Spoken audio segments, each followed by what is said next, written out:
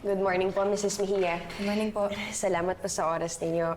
Gusto ko lang po sanang pag-usapan yung tungkol dun sa monthly rent namin. Ma'am, iaabot naman po namin agad-agad. May inaayos lang kaming konting. Gaya ng pag-alis ng estudyante ninyo, I've already seen the video. At nabalitaan ko rin that the parents are pulling out their children sa eskwelahan ninyo. Without your students, paano kayo makakabayad sa building ko? Gagawan po namin ng paraan, Mrs. Mejia. Huwag po kayong mag-alala. Diba? Yes, ma'am, maghahanap po kami agad ng mga bagong estudyante. Hindi lang yun ang problema. As you know, sarado katoliko ang pamilya namin. Kaya nga pinalagay ko ang morality clause sa legal agreement natin.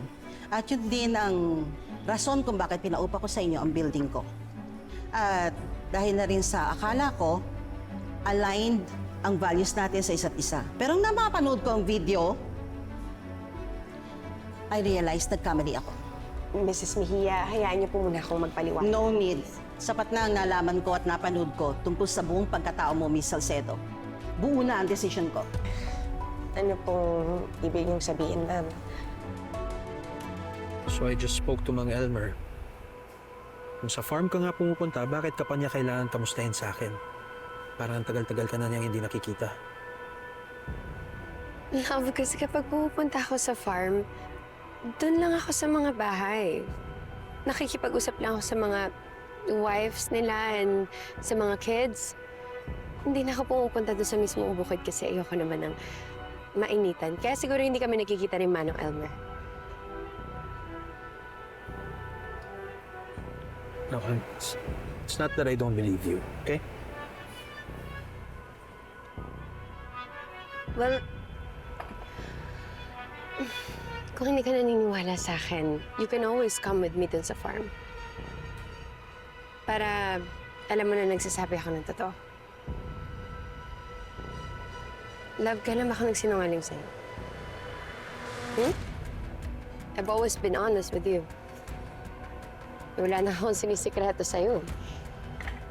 Because I know that is the only way para masuklian ko lahat ng kindness na binibigay mo sa akin. Pero imbes na ma-appreciate mo yung pagpapakatotoo ko, it seems like parang pinagdududahan mo pa.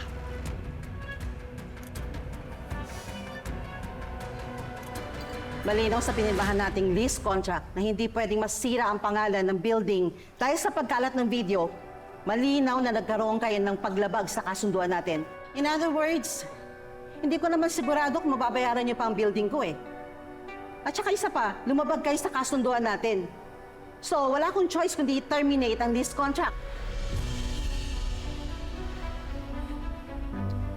Ma'am, please, wag po tayong padalos-dalos sa mga desisyon natin. Ongoing po kasi yung school year namin ngayon eh. Paano na lang po yung mga estudyante namin? Hindi ko na problema yon. Sa ngayon, may gustong mag-lease ng property ko. So I'm giving you 1 month to vacate the premises. Kung ako sa inyo, magbigay na kayo ng notice sa parents ng mga natitira ninyong estudyante. Mrs. Mejia, alam kong hindi po ako perpektong tao.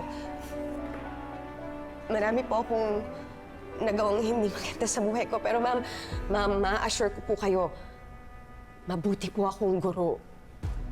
Napaka-passionate ko po sa mga estudyante ko.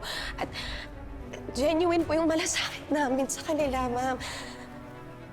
Hindi lang po yung pangarap namin minunetang maglalako kapag pinaalis niyo kami, ma'am. Pati na rin po yung mga estudyante namin. Sila po pinaka-apektado dito. I'm not denying na magaling kang guro, Miss Salcedo. Pasensya na, pero hindi ko papayagang mag-stay pa kayo dito. My decision is final.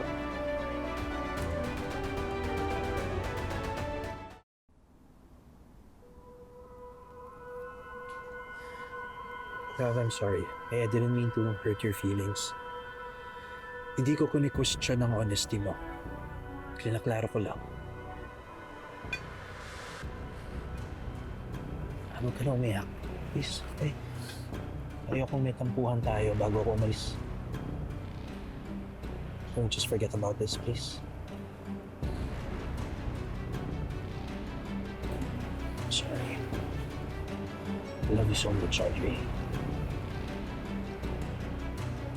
I love you too. Salamat, sister.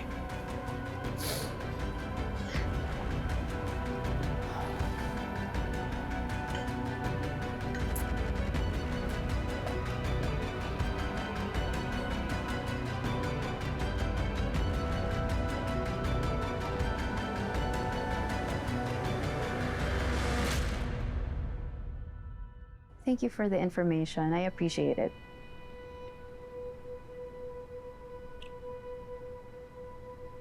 Isa yun sa mga parents na nakausap ko. So apparently, after the viral video, mas madami ng parents ang nagpo-pull out ng mga anak nila sa school. That's good news. Pero hindi naman ako nagulat, Eunice. Because that's tried and tested in business, yung pagsira ng credibility and reputation ng competition. Pero, hindi lang yun yung good news ko sa'yo. May possibility daw na magsara yung school nila Christy. What? How did you know? Yung isa kasi sa parents na nakausap ko, kilala yung owner ng building na pinagre-rentahan nila Christy. So apparently, the owners are ultra-conservative. So when they found out na sangkot si Christy sa scandal, they got so pissed. Terminate yung lease contract nila, so may possibility na ma-evict sila at tuluyan na magsara yung school nila Christy. Oh, I feel so terrible for Christy. I almost feel sorry for her. But you know, I take that back. Kasi nawalan siya ng school. Ako, nawalan ako ng anak dahil sa kanya. Kulang pa nga yan eh. Walang katumbas ang buhay ng anak ko. So I will make it my life's mission to watch her pay and suffer for taking Billy's life. Hindi naman yata tama ang ginawa niyang Mrs. Mejia na yan sa inyo. Dapat magreklamo tayo. Let's take this to court. Wag na po. And why not? Hindi naman niya kayo pwedeng basta-basta paalisin dun sa building na inuupahan ninyo. Actually, tita, nag-consult po ako sa lawyer kong kaibigan. Pina-review ko pa yung lease contract namin ni Christy. Yung sabi naman sa akin, mahina pa rin daw yung laban namin kahit magreklamo kami. Cause viral video pa lang pwedeng gamitin ni Mrs. Mejia na ebidensya yun. Nag-breach tayo ng morality clause sa contract niya. Paano si Jeremy at yung mga ibang estudyante? Wala po kaming choice, tita. Kailangan po namin ibalik lahat ng nakolektang tuition and ultimately let go of the rest of the remaining students.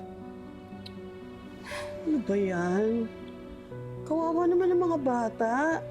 Kawawa naman sila kapag nahinto yung pag-aaral nila. Tapos pag mag-enroll naman sila in the middle of the school year, baka mahirapan sila makapag-adjust. No, ma. I will make sure na maaasikaso ko sila. Hindi namin pababayaan si Jeremy, lalong-lalo na yung mga natitira din namin mga estudyante. Gagawan ko yun ng paraan, ma. Cause, paano? Nagmamatigas nga yun si Mrs. Mejia, di ba? Kung ganon, maghanap na lang tayo ng ibang lugar na lilipatan para mapagpatuloy naman natin yung Bright Vista Preschool, diba?